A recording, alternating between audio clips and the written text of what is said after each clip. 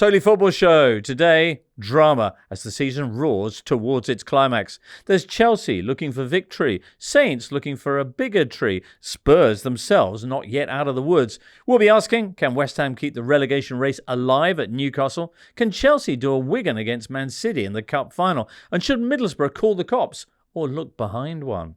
Plus, Heartstopper. We relive Wednesday's last-minute drama in Scotland and look ahead to the weekend's climax north of the border. All that and much, much more in this Totally Football Show.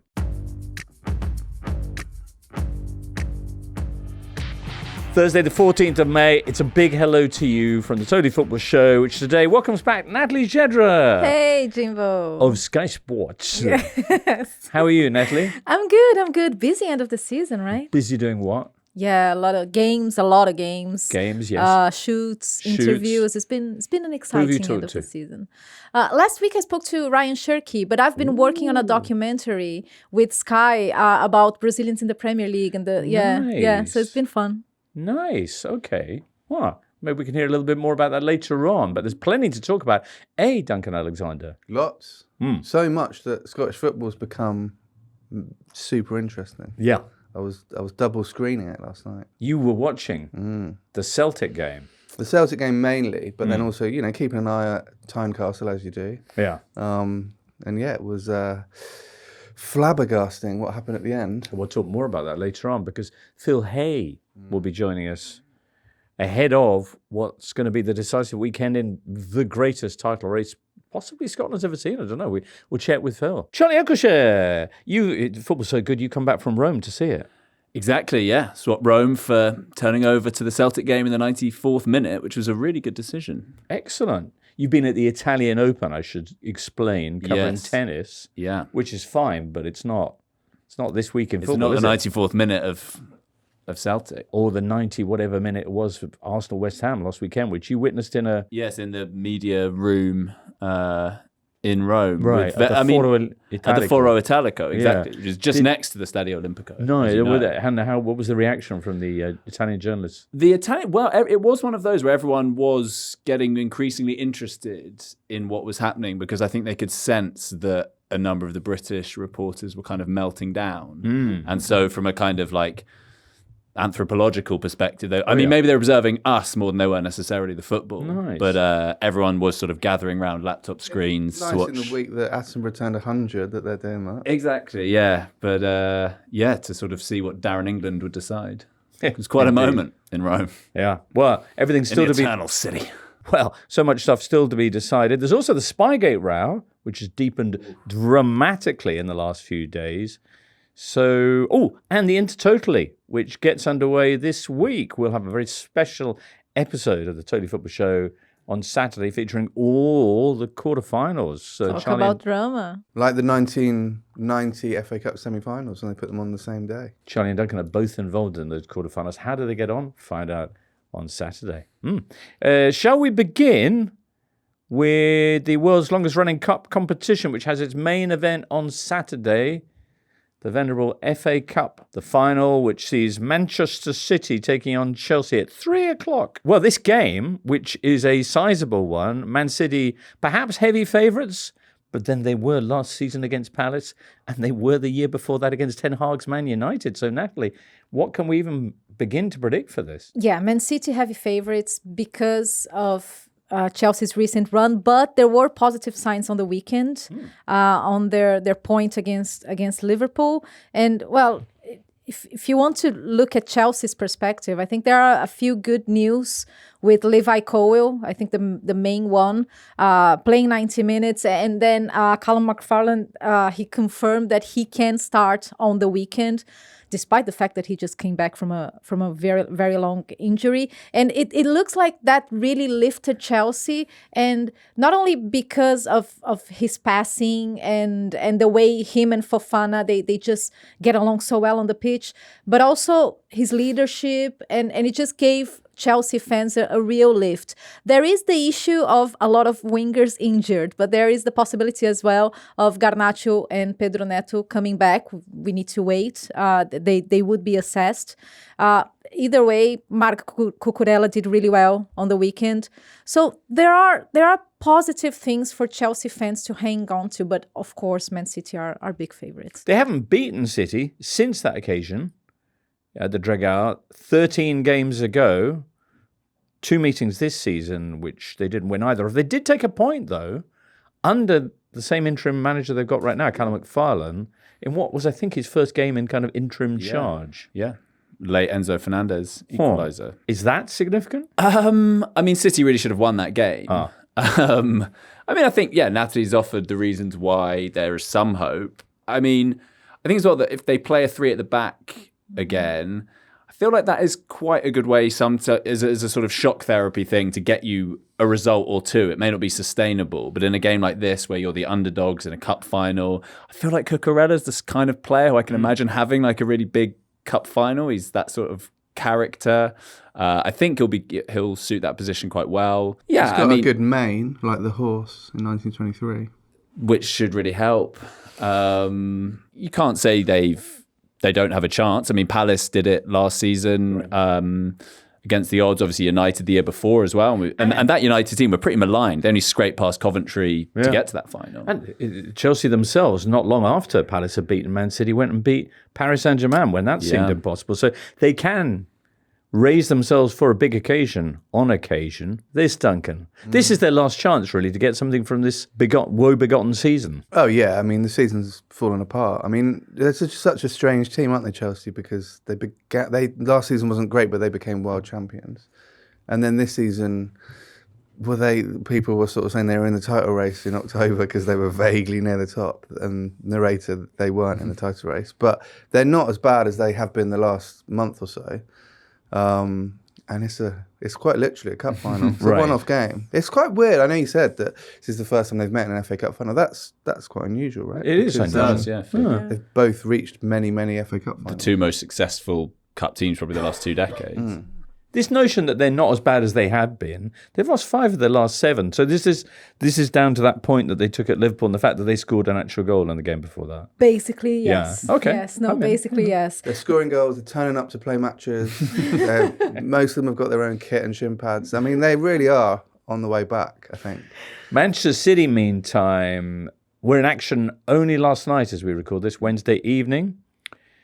They kept their treble hopes alive with another 3-0 win. As we mentioned on Sunday, it is this season's most popular scoreline, Manchester City winning 3-0. This time it was against Crystal Palace. They also beat 3-0 away, didn't they? Did they now? Yeah. Did they?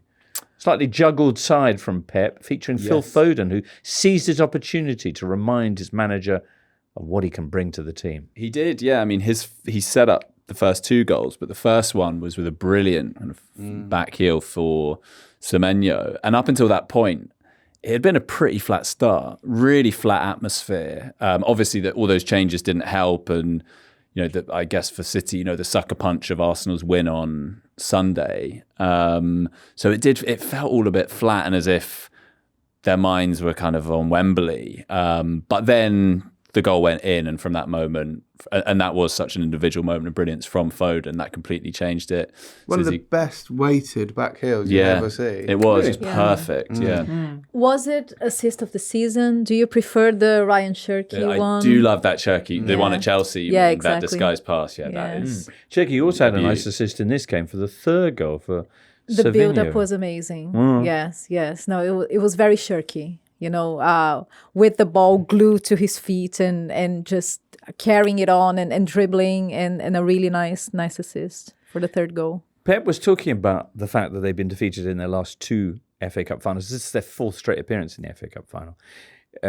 And explaining that it was all the referee's fault, but drawing from that he wants his players to learn the lesson that they can't rely on the officials, who are fallible, and that they essentially need to up their game to remove any kind of margin for error from officials. The still of the Henderson handling outside the area, it's a fairly major miss. It's extraordinary, yeah.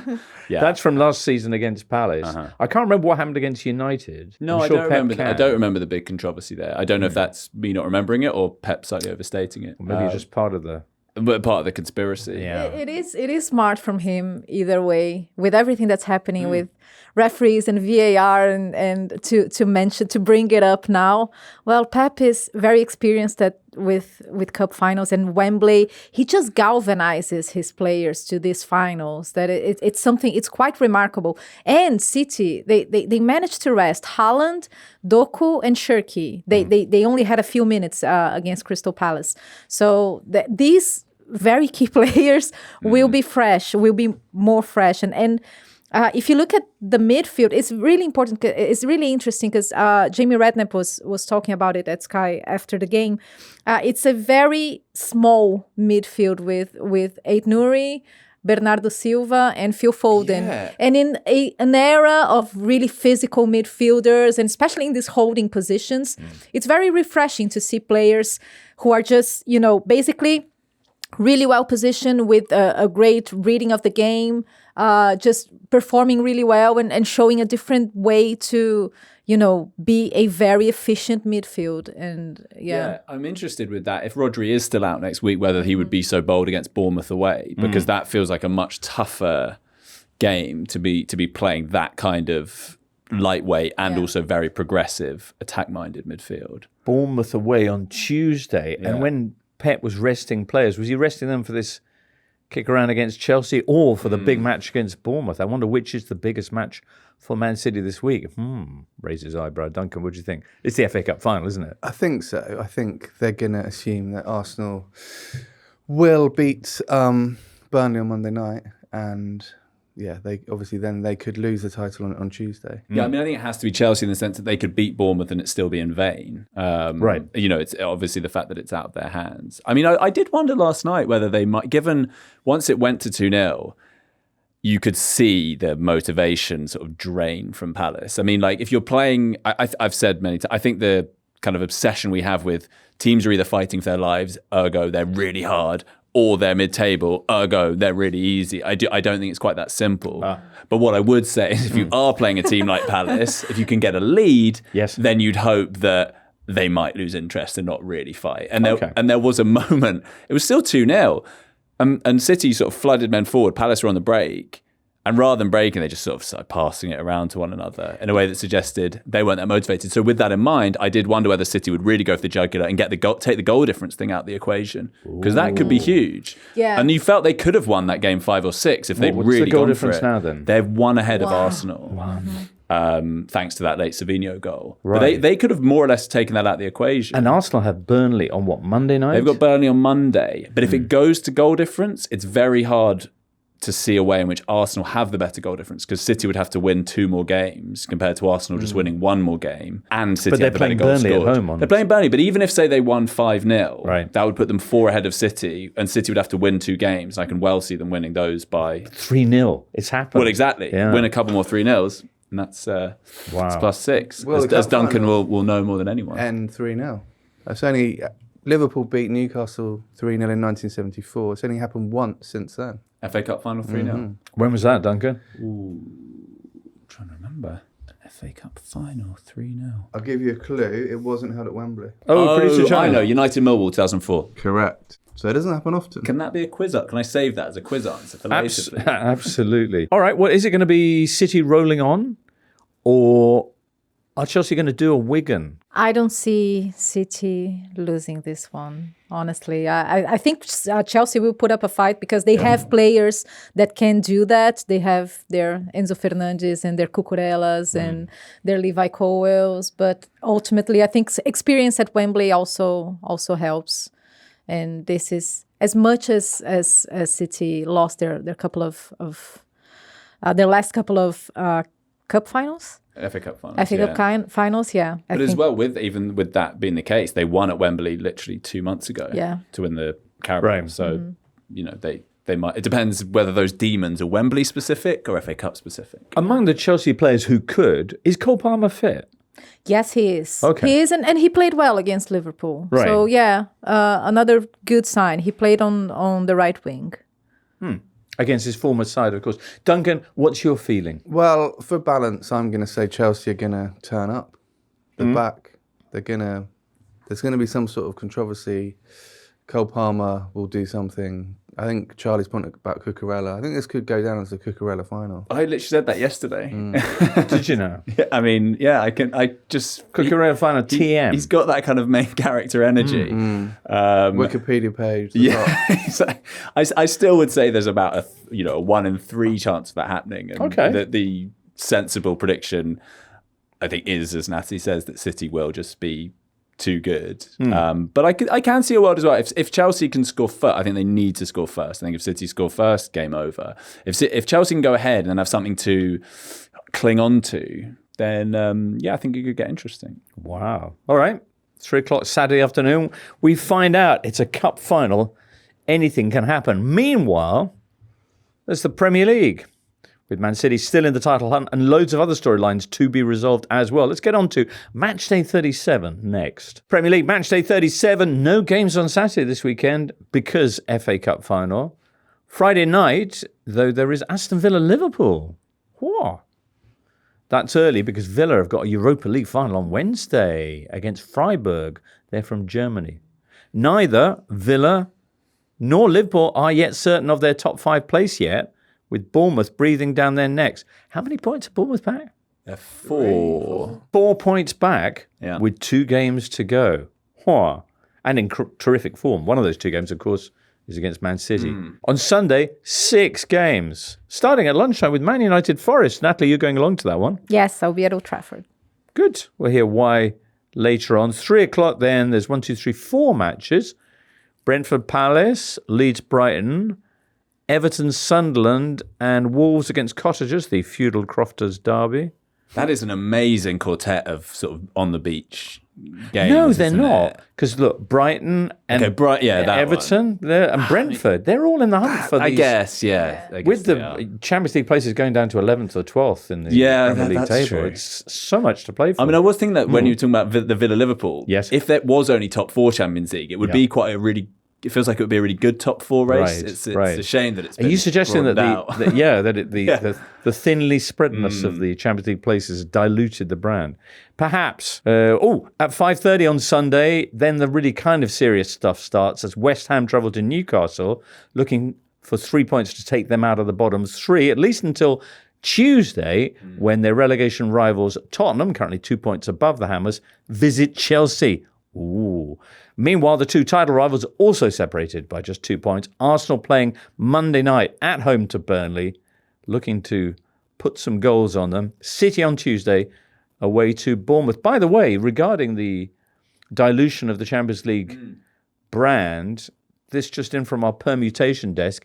If Man City win the FA Cup, right, and Aston Villa finish 5th and win the Europa League, okay, and Palace, right, lose the Conference League final against Rayo Vallecano, who are a good side, then the league placings for the European qualification will go as follows. 1st to 6th will all be in the Champions League, right? That's currently Arsenal, City, Man United. That's safe. That's safe.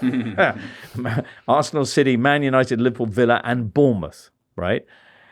7th and 8th, which currently is Brighton and Brentford, would go into the Europa League. And 9th place into the Conference League would be Chelsea as it stands, although they're only a goal difference above Everton, so possibly Everton. 9 teams in Europe. If Palace win, though, it goes down to 8th. Basically, the top 6 still going to the Champions League, and everybody else just shuffles up, and Palace going to the Europa League, yeah. I do think this ludicrous numbers of Premier League teams being in Europe, I mean, you've got about half, Yes. is going to create more of these integrity in inverted commas issues, because you're going to have increasing numbers of teams towards the end of the season almost binning off the league to focus on European competitions. Right. And we're already in a situation where on the final day, let's say it does go down to goal difference or even just, regular points, but having a team in Palace who are about to play a cup final against Arsenal, and you've got City playing against Villa, who could be hung over off the back of winning a European trophy, that's clearly suboptimal, I would suggest. And next season, you might have even more of those situations with teams in European semi-finals and finals and more or less, prioritizing those competitions. What's the solution, Charlie? I don't think there is one. I mean, I get, because I was thinking with this final day, is that avoidable given that in the Premier League, obviously there are about 1 million permutations, and I'm sure it's fiendishly difficult doing it. But they could have probably foreseen that Arsenal and City would be in the title hunt, and that Villa and Palace were both favourites for their European competitions. I mean, I was thinking, could you have put Villa and Palace against each other? Yeah. And almost say, look, if there's a reasonable chance you're both going to be focused on Europe, well, don't ruin other teams. Yeah.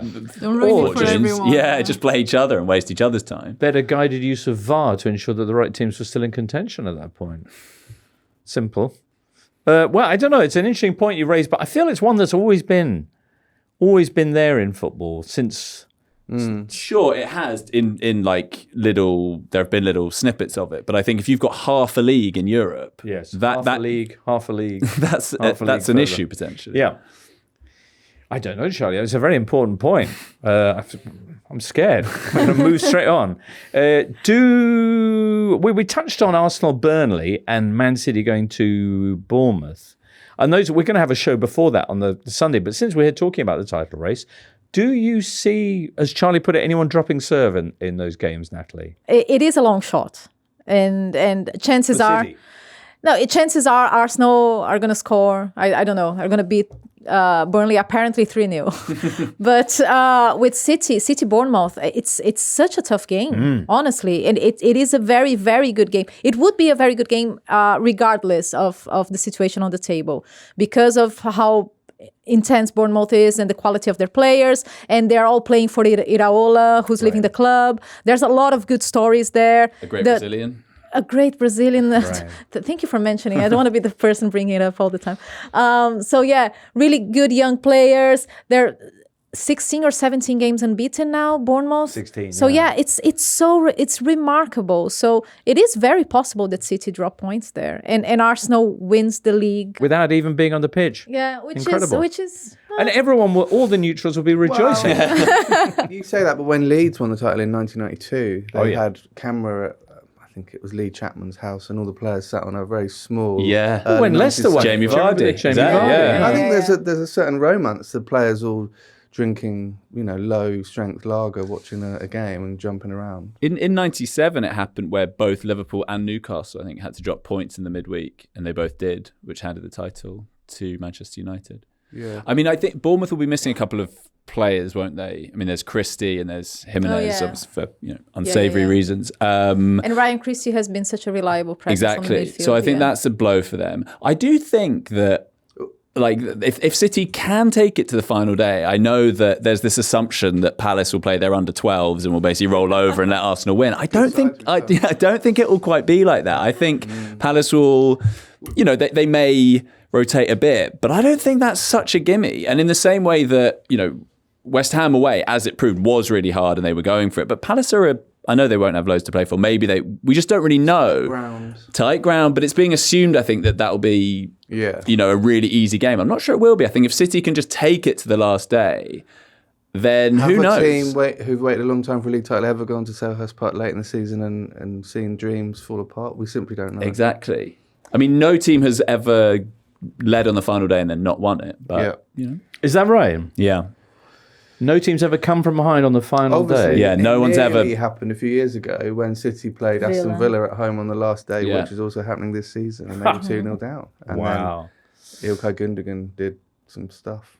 We were talking about refereeing and VAR and stuff, as we love to do. Listener Emma writes in, says, 3 clean sheets in the 3 games that Gabriel should have been suspended for after headbutting Haaland. That yellow was the real refereeing turning point in the title run, in my opinion, says listener Emma. I don't know what affiliation football-wise listener Emma has, but I am curious about why Arsenal winning would be such an unpopular thing for so many neutrals, given that you've got City who've won, 5 of the last 7 titles? Yeah. And have a significant legal challenge to People have their a lot of fans have spent years saying they have a big problem with sports washing and Right. state-owned football clubs. But they have an even bigger problem. Well, with Arsenal can who deny haven't won a Man title. City the league title and PSG the Champions League. So, But I think there's a really obvious in what theory, is it? yes, it's great. Well, it's because people don't care about City. People don't benchmark themselves against City. City winning a league doesn't cause any introspection or jealousy because it's like, well, that's City. They've got all these charges. They're not real. see Whereas if Arsenal were, and Arsenal have like a huge media presence, a huge fan base, they're Right. annoying, they're a have a rival, they've got a they used to be good. It's way funnier for everyone. If People- Arsenal are collapsing, City don't provoke like Schadenfreude particularly. It's like if you see some local, I don't know, tech billionaire driving down the street in your Ferrari, you just go, there's the tech billionaire Ferrari. But if your next door neighbour were to do Exactly. that, oh my goodness. Exactly. Or like professionally, we hate it when our friends become successful. kind of. We all benchmark All ourselves. the gunners. We all benchmark ourselves against people in life, whether that's professionally or friends who you think you're at a similar level to. If they're doing way better, that does provoke jealousy. As you say, if it's someone who's like unbelievably wealthy and whatever, you're just like, yeah, obviously he's really successful. Plus That doesn't people- provoke feelings in me. They spend their whole lives hating Arsenal or seeing Arsenal win or seeing developing feelings towards Arsenal. But It's not not to the City. And not with PSR, people are not like, oh, I hate this PSR thing. No, and they spend their whole lives building something towards big rivals. Completely, and this is not unique to Arsenal. Last season, Arsenal fans, I think, a lot more that Liverpool won the league because it was like when City did, it's like that is annoying, but it's City. For then Liverpool to come and do it, that was like, oh, well, that should have been our title. Mm-hmm. And in the same way, Arsenal fans would probably way rather City won the league than Manchester United, even though City have dominated, because they grew up with Manchester United as this kind of loathed rival.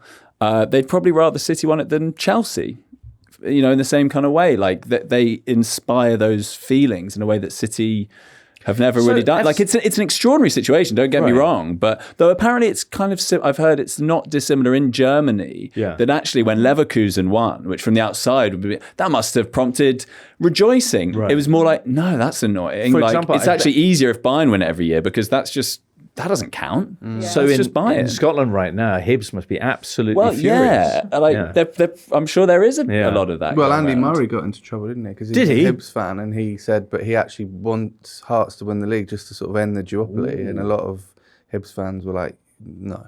That is disgraceful, to be fair, and he should be ashamed of himself. Yeah. Broke his own serve. Not the first time he's got in trouble for talking about who he would support in a sporting event. Very good point. Famously, anyone but England 2006 World Cup There you go, Charlie. alienated the British public for some time. Right, I'm never going to forgive him for that.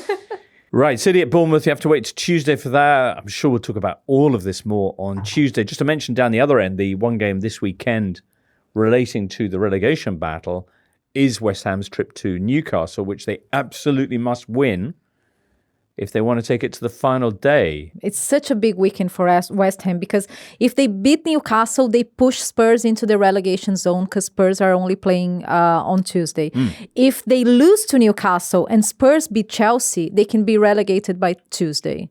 And if they both lose, it's down to the last round. So it's fascinating. Right. The last round, which sees West Ham face Leeds and Spurs. Home at Everton. Oh, yeah. Yeah, and I spoke to De Zerbi on Monday after the Leeds game, and one of the first things he mentioned was, I hope Leeds play like that when they face West Ham in the final round, That which was is a Alex fair point. Ferguson famous, talking about if only teams made as much effort against us as they do against Newcastle. Yeah, What a game you were at on Monday. yeah, it was. Say that about a team like Leeds. And it was Leeds, and it was Leeds he was referring to. Having seen De Zerbi and Spurs, their momentum a little bit halted by Farke's side on Monday. What's your take on this? I was so confused in the final whistle. Like, what does it mean? I was just ready for a win or a loss from. I wasn't ready for a point.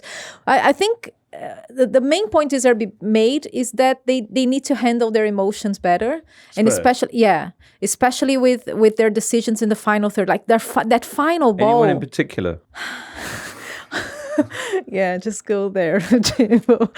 Yeah, Richarlison he wasn't good on the ball. And to be fair, like Spurs just weren't they weren't making good final decisions, and it was it was their main problem against Leeds, because they created chances, and Leeds, they're very good in making teams create half chances, and it's quite remarkable what Daniel Farke did, because at the start of the season, we were talking about Leeds as this team who should adapt because they had this attacking brand in the Championship, and they really did adapt, because now they are quite comfortable without having much of the ball, and they can push teams into just having being uncomfortable all the time or having a lot of half chances, and this is exactly what they did with Spurs.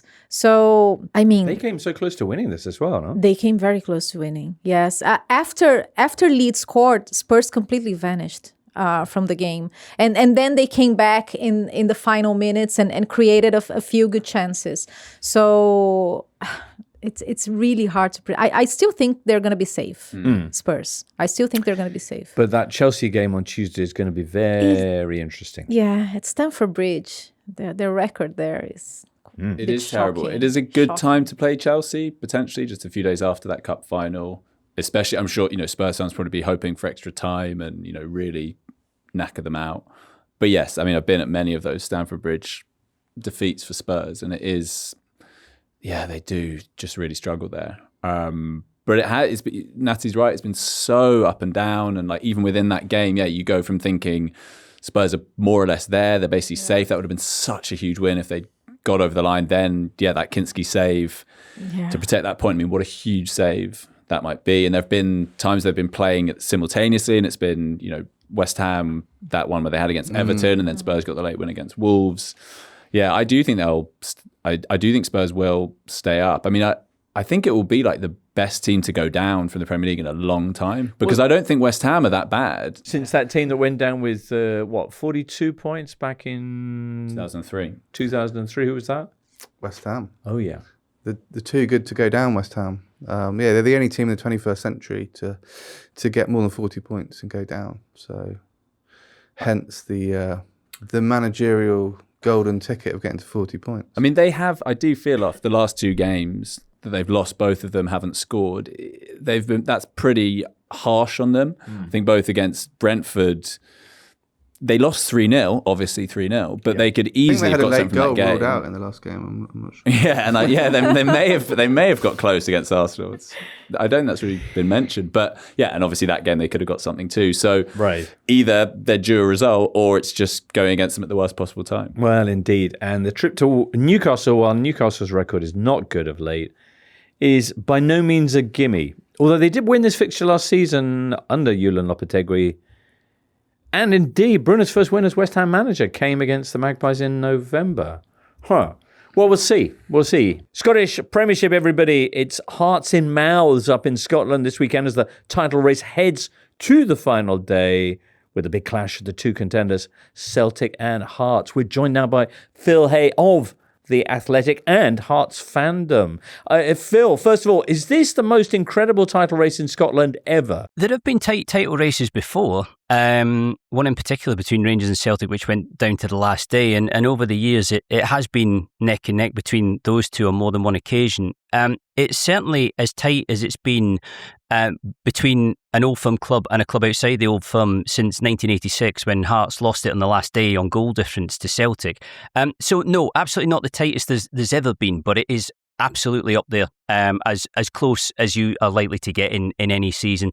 And also the significance of the fact that the top two play each other on the last day, which wasn't the case in 1986, but will be the case on Saturday. Yeah, after another incredible night on Wednesday, when Hearts looked like they might actually have it sewn up, their first title in 6 decades. They'd beaten Falkirk 3-0. Celtic were drawing 2-2 at Motherwell. This is after 94, 95 minutes. Then there was this huge VAR decision which saw Motherwell's Sam Nicholson penalised for handball, and Celtic's Ian Iheanacho scored from the spot in the 98th minute, which means that, as you say, it all comes down to the final day with Celtic facing Hearts in Glasgow. It was before that goal coming down to the final day anyway. The difference would have been that Hearts would have been top by and clear by 3 points with better goal difference, not a wildly significant goal difference, but enough to mean that Celtic would have had to have won by 3 clear goals at the weekend, which isn't beyond them. That is definitely true.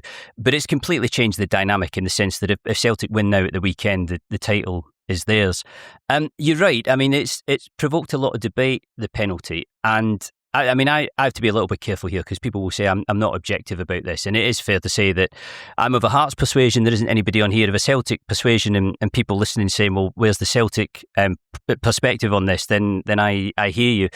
I think the thing that probably needs to be focused on more is the fact that in order to make a decision on it, John Beaton, the referee, had one angle to look at from a distance, which to my mind wasn't wildly conclusive. There's no doubt that the hand is there, but there were no alternative angles to look at. He took the decision in the space of about 20 seconds. I think there's a lot of criticism of VAR in various parts of the world, and particularly England, but it is particularly tin pot up in Scotland. I mean, it looks underfunded and it looks inadequate. And I do think that one camera angle of that decision and the decision itself taken in the space of 15 to 20 seconds is, fairly sort of inept and amateur refereeing. Although, as I say, in Beaton's defence, that is all that he has to work with. It really isn't an adequate system.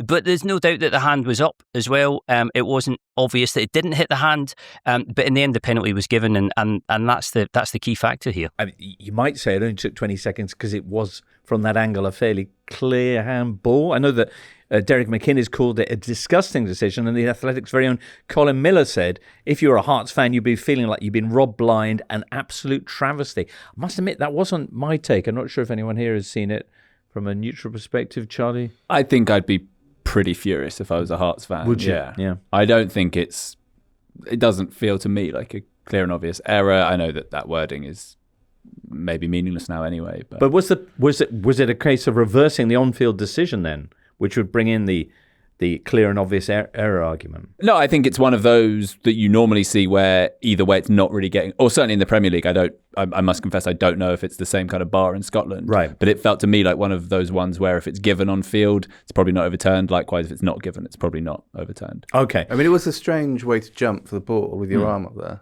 That's the only thing. I thought, initially it looked like it could have been for an elbow rather than a handball, but yeah. Anyway, it does all come down then to Saturday lunchtime where, Phil, if I'm not mistaken, Hearts can draw, Celtic must win, but for the neutrals, or if anyone was writing the script for this would be the finale you'd want. If you were a neutral, absolutely, yeah. And perfect finish for the Scottish season. I think from a Hearts perspective, it's a sense of creeping death rather than excitement at this point.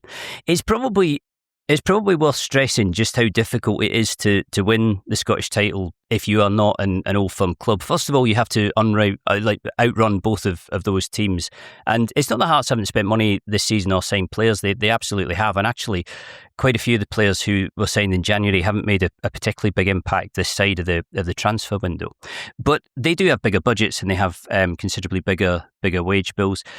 Hearts have won 15 of 19 games at home this season and are unbeaten. They've lost 3 league games in 2026.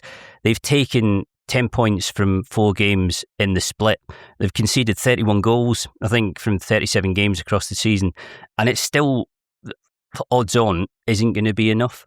And that's why I will die on the hill of saying that Hearts will never win the title in my lifetime. I've said that since I was about 10 years old. I think it'll be proven again at the weekend, and I think it will not happen while I'm alive and kicking, sadly. Who won when these two teams last faced each other at Celtic Park, Phil? So Hearts have won at Celtic Park this season, and it is absolutely the case that Celtic are a weaker version of themselves than they have been in previous years. I'm not naive enough to realise that had they not had that weird experiment with Wilfred Nancy in the middle of the season, and got rid of Martin O'Neill at a point where Martin O'Neill had to seem to have them ticking over perfectly, really, and really nicely, then I think they would have finished top. I think they would have done if O'Neill had the full stretch, and that was a big mistake, and it did a lot of damage to them, and it's absolutely helped. So I think on Saturday they are beatable. Hearts are good enough to get a draw there, but it feels stacked in their favour. I would say. And this is total paranoia, and it might well be unfair, but there are plenty of Hearts supporters who will feel that if it comes down to big decisions, then they will not be going our way. Know that feeling, Phil. If it does go Hearts' way, I don't know if you're willing to countenance this, but if it does go that way, I was talking to a Hearts fan this week who likened it to Leicester's triumph, the greatest ever against the odds title success that English football's ever seen. Hearts, the case for them being an equivalent achievement, that's about their road back going into an administration, relegation just over a decade ago. How big an achievement would it be, given expectations this season? They very much, very nearly did go out of business 10, 12 years ago. It was a close run thing. It's funny, actually.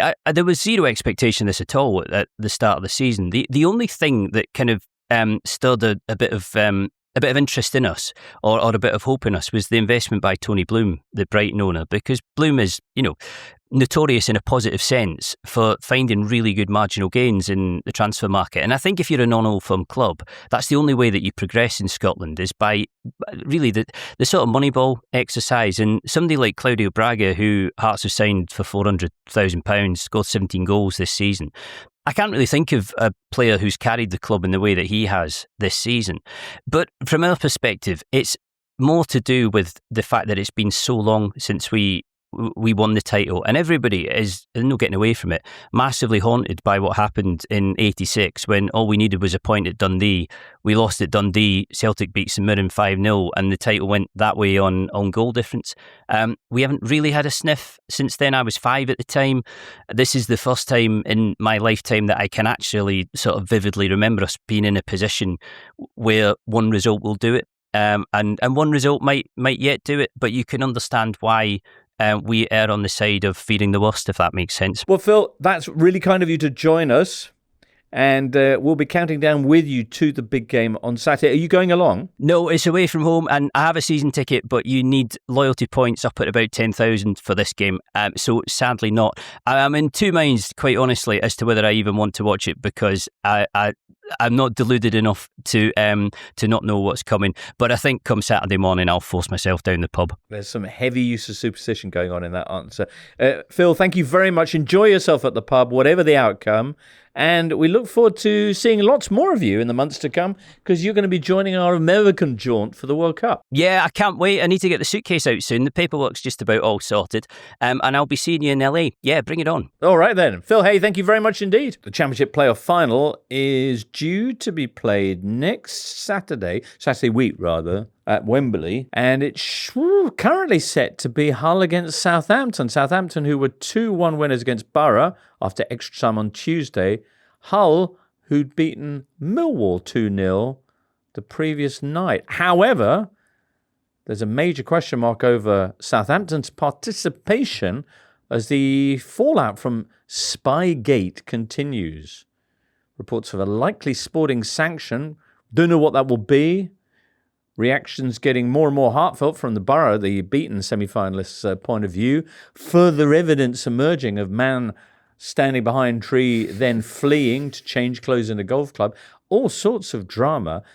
Who can give us the latest? Natalie? I'm actually opening Southampton's website to check if tickets are on sale, because they're supposed to go on sale for the final this Thursday. Is there a real chance that Southampton are going to be removed from the final because of the fallout from this story? There is a chance, because there are rules to be followed now that were actually created after the Bielsa Spygate, which was already very entertaining, but very different, because Bielsa basically said, "Yeah, I did it. Right. I'll pay the fine," and he went there and did it and paid the fine. Yeah, whereas this is much better. So you have an intern.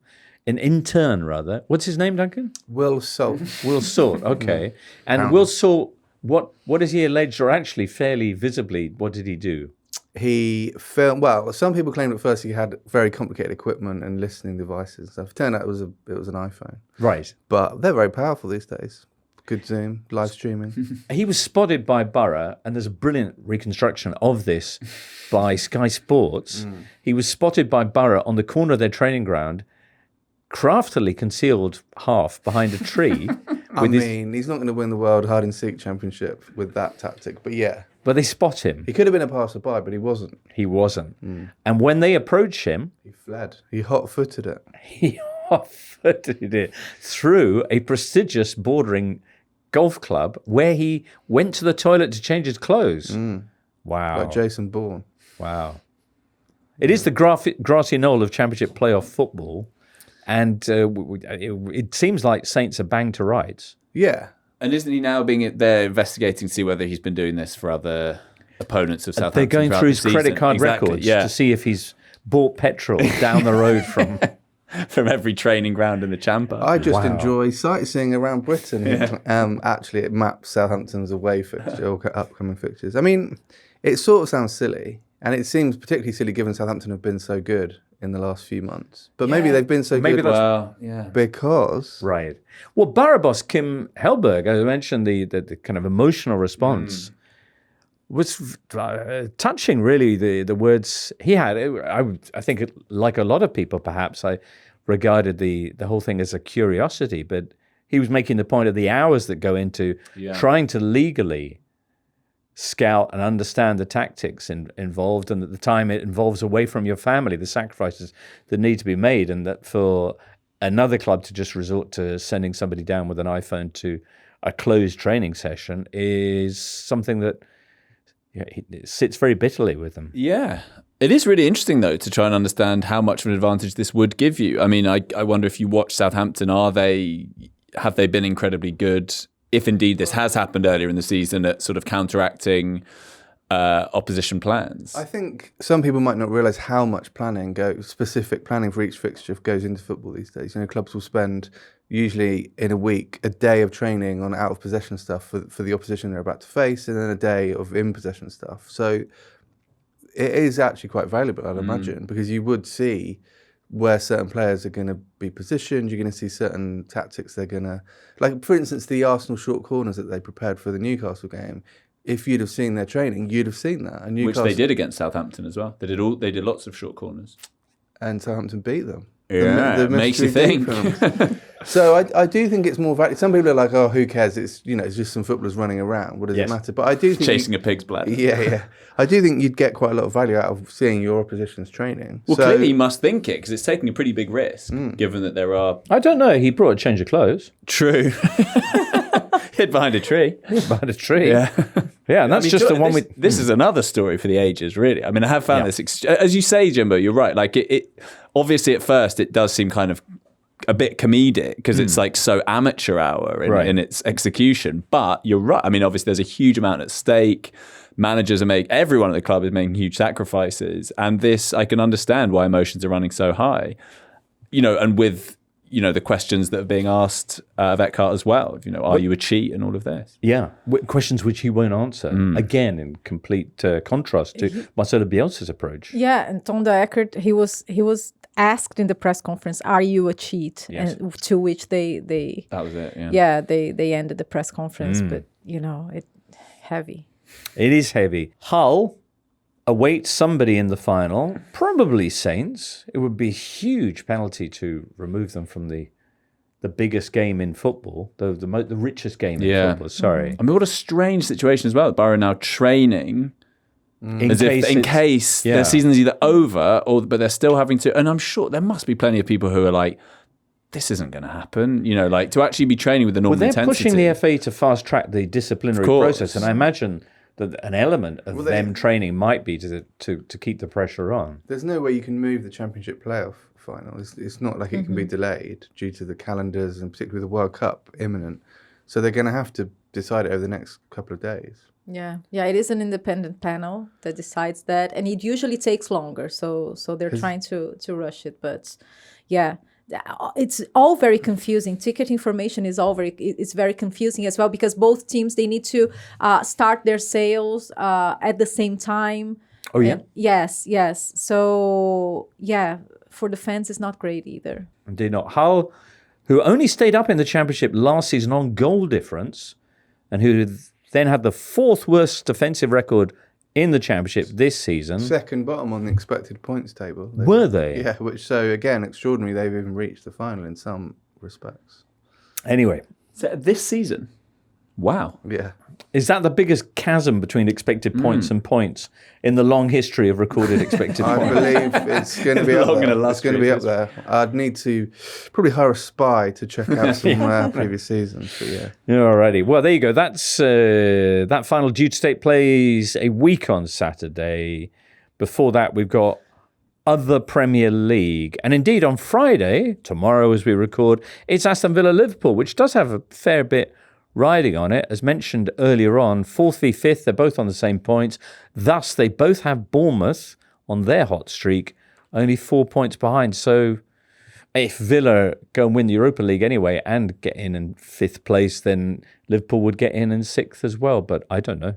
Big game. And I'm interested to see how Villa's selection is going to be, who Naemery will choose, because you want to rest players, but at the same time, you want to rest them for 10 days because their last game against Burnley and the Europa League final, he needs to find a balance between that. And to be fair, against Burnley, he only made three changes. It was against Spurs that he made 7 changes. And so, yeah, there's this factor. It's interesting. And none of them are mathematically guaranteed a place at the Champions League yet. And with Liverpool, with things being a bit weird there. Weird. Now, yeah, weird is a word. Don't really know what to expect from this game, really. Right.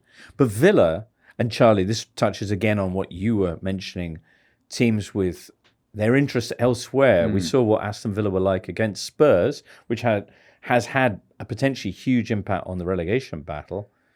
Presumably they'll have their hearts more in this one, given that Champions League places need to be sorted. Yeah, I guess. I mean, they will probably be fine. They'll probably get away with it. And obviously they can make it all academic by winning on Wednesday. I mean, Emery does have history with missing out on a league placing for the Champions League and then losing a Europa Cup final with Arsenal in 2019. I'd be amazed if that happened this time, just because they do have still quite a lot of margin for error. There's yet more curiosity, though, because... Is this the Brentford? Liverpool played Brentford on the last day. Oh, yeah. And if Brentford finish 6th, they need Villa to finish 5th to get in the Champions League. And that would help if Liverpool beat them. So Brentford and Liverpool will be direct rivals, perhaps, for 6th spot. Well, they could be, depending on the results. But more likely, it would be beneficial for Brentford to lose to Liverpool so that Villa finish 5th. Yet that would probably mean that Bournemouth... Why would losing to Liverpool mean Villa finish 5th? Because Liverpool would win. Oh, right, because they're fighting for 4th and 5th, not 5th and 6th. Because the old points system. I'm up to speed. Listen, I'm so sorry. Thank you for waiting. So it's all... I mean, I think it's quite fun. But yeah, to Charlie's point, it's also a huge mess on the last day. But it could lead to... I mean, we've had quite a lot of seasons recently where, who are Sky going to pick for the last game of the season? Well, there's nothing. We're going to see the league, the Championship trophy presented. But I think this year, there's going to be loads going on. Drama all over.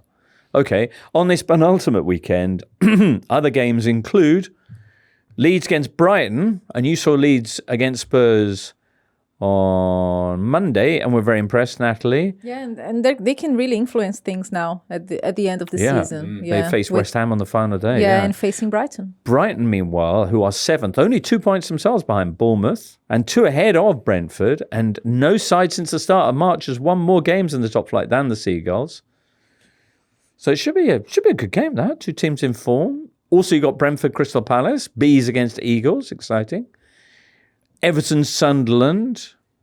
Toffees, 5 games without a win now, which is their worst run of the season, just when it seemed like European football might be there But at the to be same grasped. time... But at the same time... Yeah, that's the thing. That's the type of game that you can't really be disappointed with either, because they both overachieved this season. Right. With Everton and Sunderland, you know. Good. So, Michael Ray writes in, says, I don't speak for all Toffees, but I'll be happy finishing outside of the European places as the squad is super thin and the extra games would have killed next season's league campaign. Next season, however, I will be expecting a Europa or Conference League place. So, Well, they could be the best team not to qualify for Europe. So that would set them up quite well for next season, given that everyone they'd be competing with could be in Europe would have potentially. midweek fixtures, right? Okay. And that's kind of the same case with Sunderland. When when I spoke to a few Sunderland fans about the possibility of them playing Europe, Right. just now they dropped a few points, but they were a bit worried because they already overachieved this season, and I Right. mean, you don't want to tank next season to stretching your I hear you. squad. I hear you. Wolves and Fulham are untroubled by such concerns. Man United and Nottingham Forest face off Sunday lunchtime. United already with their Champions League place secure, and Forest just missing out on the Europa League final. Natalie, you're going along to this game. Is there a specific reason? I'm gonna sell this game well okay. because there are a few good stories there. The main one, Bruno Fernandes trying to reach 20 assists, Yes. and How many weeks has he been on 19 for? oh, that's Not that no, long. not that long Not that because long. and against Chelsea was But it? nobody ever makes, it's a bit like the Derby points total, no? Nobody ever, lots of players start the season on fire and you think, oh, definitely. But you know what's interesting about this one is that I feel that all the players really bought into it.